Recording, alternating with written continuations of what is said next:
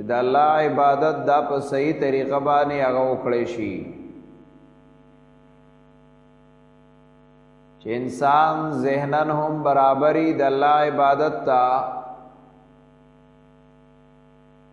جسمن هم برابرۍ او قولن هم برابرۍ نو دغه عبادت بیا د الله رب العزت په دربار کې قبولیت درجه ترسي دلته قرآن فرمایل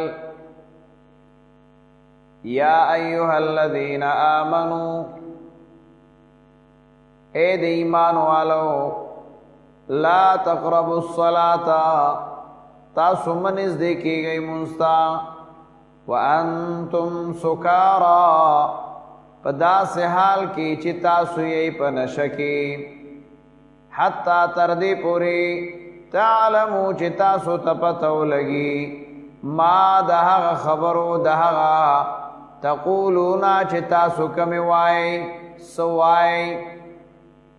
ولا جنوبا منځ دې کېږئ مونستا زائد مونستا په حالت د جنابت کې الا عابری سبیل مگر که تیریدونکي یې په لار باندې یا یې مسافر حتی تر دې پورې تغتسلوا چې تاسو غسل وکئ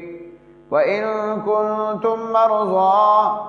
او که تاسو یې چرتا بیماران مریضان او علی سفر یا په سفر باندې او جاء احد منکم یا راشی او کستا سنا من الغائط د بولنا غائط لوی بول او لامستم النساء یا ضرورت پورا کړی وي تاسو د خپلو بیبیانو نه یو ځایوالی کړی وي تاسو د خپلو بیبیانو سره فلم تجدوا ماء او تاسو بیا ونه مومئ اوبو لره فتیمموا صعیدا طیبا نو تاسو تیمم وکئ په هغه خاوره باندې چې هغه پاکه ده تیمم وکئ څنګه به تیمم کوئ فامسحوا بوجوهکم تاسو مسح کئ خپل مخونه وایدیکم خپل لاسونه دا د تیمم طریقې وښودله وګوره قرآن دا خبره کوي فلم تجدوا ماء که تاسو نه موندلې اوبه چې اوبه نشته نو بیا شریعت عجیبه غونته انعام په دې امت باندې کړی دی سورې مائده کې پوره د دې تفصیل را روان دی خدا په دې امت باندې الله رب العزت یو لوی انعام دا کړی دی چې که یو شی موجود نه دی نو د هغې په ځای باندې د هغې نه اسهل او اسان شی الله د مسلمان د پاره یو طریقې کار ګرځولی دی ګوره اوبه داسې یو شی دی چې دا اکثریت موجودی دی دنیا کی اکثریت د اوبو شتا خو که بالفرض والمحال یو ځای کی اوبه نشتا نو الله د هغې نه بعد بل آسان شی هغه مقرر کړه ګران نه چې کنه مثال دا یو آسان شی نشته دی نو لږ به ګران ته بیا مخکې ورځي ځکه چې آسان نه د دنیا په نورو کارونو کې چې آسان نه نو خامخا بیا ګران ته انسان مجبور شي چې په آسانه طریقه یو ځای ته تلل کېږي نو په ګرانه به خامخا کې آسانه لاره بنده شوه نو په ګرانه لاره به راتاویږي خو لیکن د شریعت عجیبه اصول دي چې آسانه لارم تا ته بنده شوه نو د هغې نه اسانې ته راپرېوځي اوبه عموما آسانې وي ګرانې نه وي، اسهل طریقه وا، اسانه طریقه وا، پاغي باندې او د سره دام غسل وغیرہ. خو چې کله هغه نشته نه، فإن لم تجدوا مال، که تاسو به ونه موندلې د هغې عدم وجود دی، نو بیا وګوره شریعت ګرانې ته تا ته نه وایي چې کینې بیا به پیو پسې ګرځي، دا درته نه وایي شربت پسې به بیا ګرځي، ګرانۍ نه چې کینې آسان نشته دی نو اوس ګرانې ته ځه نه. فإن لم تجدوا مال فاستيمموا صعيدا طيبا، اوبه نشته نو د هغې نه بعد داسې یو شی چې هغه د دې نو مسان دی چې هغه خاوره ده په هر ځای کې شته. ځمکه ترې ډکه ده سړیه، که صحرا ده نو که د اوبو کمی دی او اوبه نشته نو د خاورې کمی خو نشته که نه. او بیا علما دلته لیکي ګوره څومره اسانه ده، یوازې دا منه چې ته به خاوره راکنې او خاوره به چېرته ګوري. بعضې ځای به داسې وي چې هلته به د خاورې پیدا کېدل نه کېږي چې تا ته نرمه او مټه خاوره چې ته میلاویږي، دا به ډېر کمی. نو الله رب العزت داسې یو لفظ ذکر کا صعیدا طیبا، هر هغه شی چې هغه د ځمکې د جنس نه دی، د ځمکې د جنس نه، من جنس الارض، شګه ده، کاڼی دی، خاوره ده، لوټه ده وغیره. من جنس الارض چې دا څه شی هم دی، نو که نور هېڅ هم نشته، شګه نشته، کاڼی دی، غر دی، نو د غر په کاڼي باندې په تیبۍ باندې هم چې دی تیمم کېږي. بعضې خلک ورې ناپوهیږي،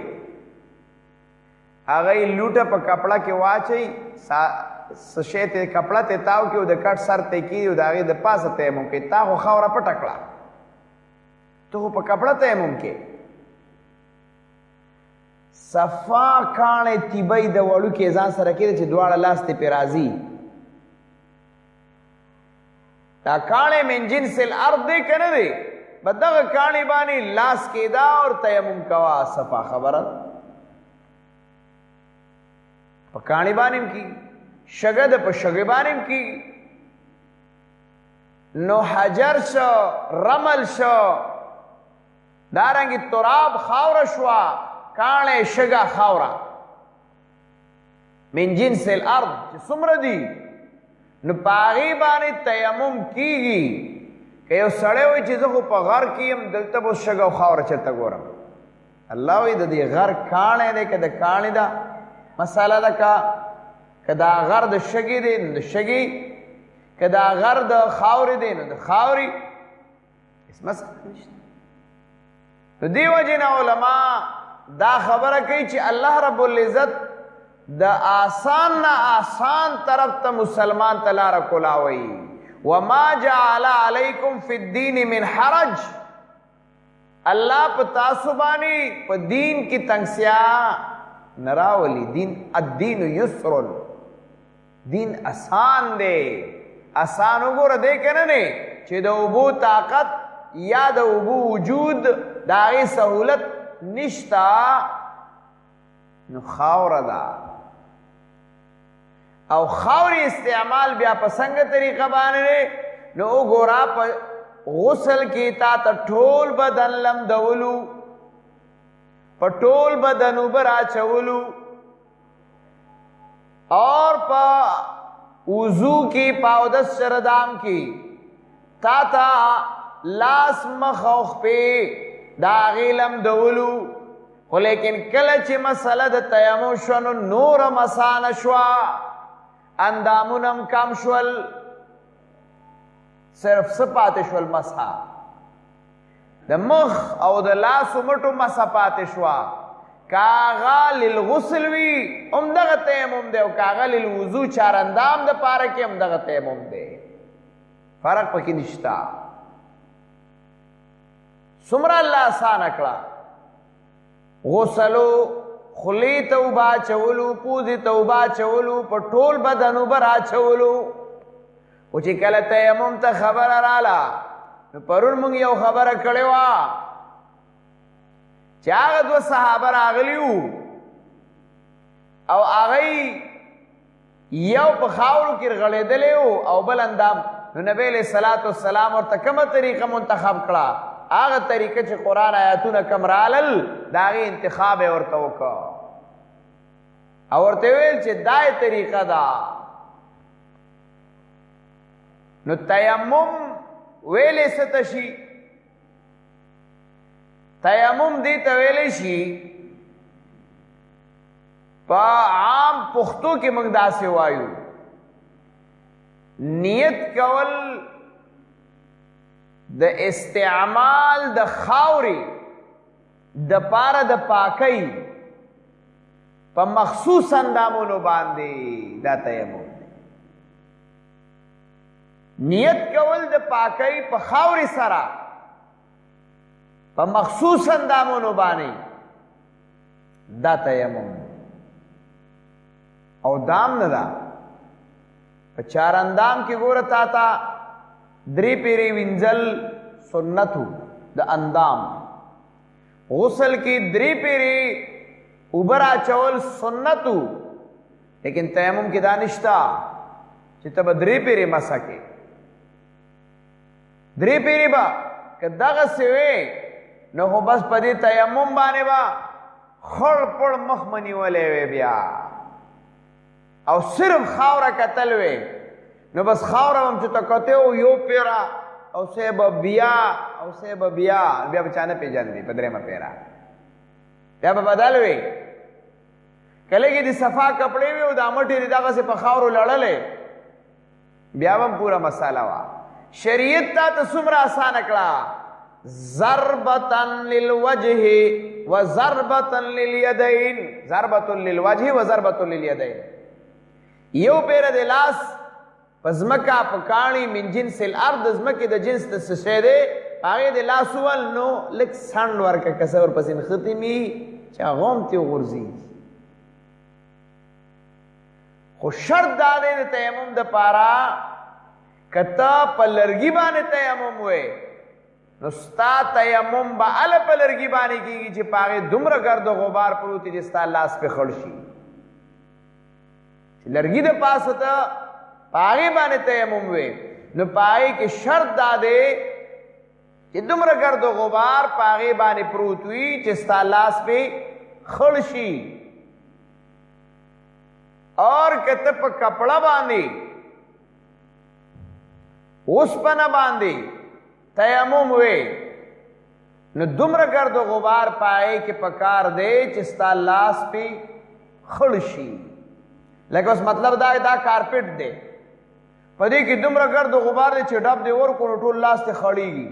انو بیا وکتا مقصد په خاوره کول خاوره ته حاصل شو کنه نو قران کریم دلته کې اسانتیا راولي په مسلمان باندې چې ګوره وبنشتا فلم تجدوا ماء فتيمموا صعيدا طيبا که تاسو وبونه مندلی نو تاسو تیمم وهي صعيدا خاورا طيبا پاک خاورا شرط پکې داره په پاک خاور باندې په پاک کانی باندې په پاک غشي باندې چې هغه د جنس د ځمکې نه ده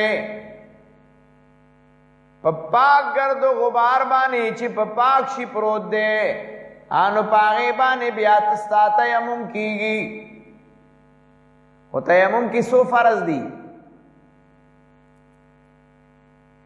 درې ماشاءالله او د دریو براته وینا سو کو کی چې کم کم دي یو نیت شول او 2000 شول اکثر د نیت د خلکو نه په دې فرض کې نو چې موږ د سکول هلکانو نه کله داسې تپوس کوو چې د تیمم فرض ودي یاره جی 3 دي کم کم مخ لاس او خپې نو خپو ته زر کوز شي نو موږ ورته دا خو خپې پکې نشته نو بل کم دی پکې نو دا نیت په دې کې شرط دی ښه وجه څه ده وجه دا ده د هغې علما وجه دا لیکي چې چونکې دا خاوره خو هر وخت د صفایۍ دپاره نه استعمالېږي که نه دا خو په یو خاص وخت کې چې کوم دی نو د صفایۍ دپاره یو سبب جوړ شي نو چې په خاص وخت کې شي نو د هغې دپاره دا نیت هم خاص شو چې خاص وخت شو خاص طریقې کار شو نو د هغې دپاره خاص د نیت شرط بیا هغه راغی نو دا نیت دا فرض دی د تیمم دپاره او یو پیر لاس وهل او په مخ راښکل دا فرض شو او بل پیر لاس وهل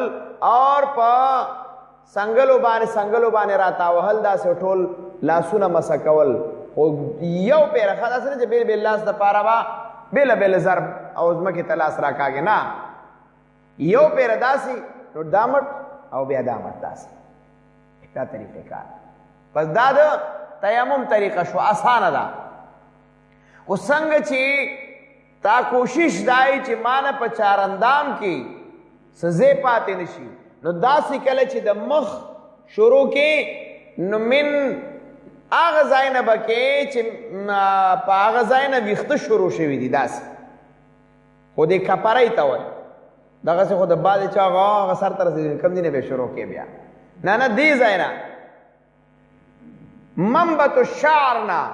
چې د انسان ابتدا کې د کم ځای نه ویښته راختي په سر د هغه ځای نه به شروع کې او داسې به راځي نو ټول دا طریقه شو خو پوزو کې پکې ګوتوال نشتا خولې ته پکې ساچول نشتا نو چې دا دې وکړل نو بیا به داسې وکړي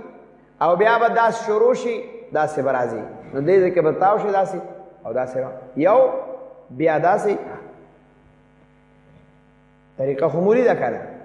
به دا طریقې کار تیمم وشو که دا د غسل نه دی هم دغه تیمم دی او که دا د اودس سره دام په ځای کې هم دغه تیمم دی دا د تیمم طریقه وه یو ځل جنازه وه دې سادین کې دلته چېرته وه یو کس و داسې لاړو په ځان یې څادر راواچولو یو تریشر ولګېدو د دوړو زمونږ والد محترم مشر استاد جی الله دې غریق الرحمت کی هغه چې کله دی راپاسېدو دا کس اواز ورته کوي دې خورا شوي څه دې کول ویاره دي تیمم مې کولو وی تیمم ته دې څه کول وی ما وی چې سم د سره کار شروع کړم نو استنجا یې څه کوله چې به دا یو دوړې وي چې ویشتې داسې بیا ما په خپله دې پاټک کې دلته جنازه و یو مشر سړی و نو چې جنازه ودرېده نو جنازې نه مخکې څادر کېغوستو څادر به کلپ کلپ کلپ کلپ مخ ته هم دا وکړو او بیا چې کوم دی نو په مټ هم دا مې په خپله لیدې نو بیا مې ورته ما ګوره کاکا داسې حساب دی چې تا خو جنازه وکړه خو بس جنازې قضا خو نشته خو کم سے کم په څادر باندې داسې چې په زر څادر راکېدو داسې دغه خو نه دی دوبیانو ځای دی چې بس کلپه کلپه کلپه او تیمم دی وشه نه د دې خو خپله طریقې کار دی که نه دا به په خپله طریقه باندې کې نو هله به تیمم کېږي هله به په ځای چې کوم دی د چارندام باندې هغه کافي کېږي نو دا طریقې کار زده که چې په تیمم کې د سره استنجا او د سره د کوم دی نو هغه خولې ته او پوزې ته دا نشته بس دغه تیمم دی دا ستا د هر څه دپاره کافي دی دا ستا د هر څه دپاره کافي دی که هغه د غسل مسله ده هم دغه کافي دی دغه 2 ضربه دی او نیت دی اور که هغه د چارندام مسله ده نو هغه هم دغه 2 ضربه دی او نیت دی نو قرآن وایي فتیمموا صعیدا طیبا داسې مه کوه چې ته وایې بعضې خلک جنازې ته لاړ شي نو د ثواب په ځای باندې ګناه کبیره کې اخته شي د ثواب په ځای باندې په ګناه کبیره کې اخته شي هغه ظالم نه پوهېږي چې جنازې ته نه یې تلې نو ستا په ځای څوک لاړل ته ستا ذمه فارغه ده او که نه جنازې ته لاړې او د جنازې په ودرېدو کې ته جنازه نه کې او دغلته بیل ولاړې نو ګناه کبیره باندې اخته شو که دې ته ګناه نه وي نو بیا د کفر ته خبره ځي که ګناه ورته نه وي نو بیا کفر ته خبره ځي ځکه چې دغلته فرض عین شوه بیا نو چې فرض عین شوه او فرض عین پرېږدي نو بیا ګناه کبیره شوه نو دغلته علما دا لیکي چې بعضې خلک یاره بس ما ته اودس چردام مې نه و کړی او تیمم راته چل نه راتلو نو بس بیا ما پرېغوسته یا د الله بنده دومره خو چل زده که که نه او بعضې خلک یاره د جنازې سبق نه رات او بعضې نورې بانې جوړې کړي نه نه چې لاړې بیا د جنازې چل زده که بیا ځمه بهرحال باقي مسائل به انشاءالله بیا الله رب العزت دې مونږ او تاسو د شریعت د لارې نه د طریقو نه د اعمالو نه الله خبرداره کړي الله مونږ ته صحیح د قرآن او د سنت د اسلام د شریعت لارې طریقې هغه وښیي الله زمونږ کمې بیشې معاف کړي الله کم بیماران دي صحتونه وله ورکړي څومره مسلمانانو فات شوي مغفرت او بخښنې نصیب صلی الله تعالی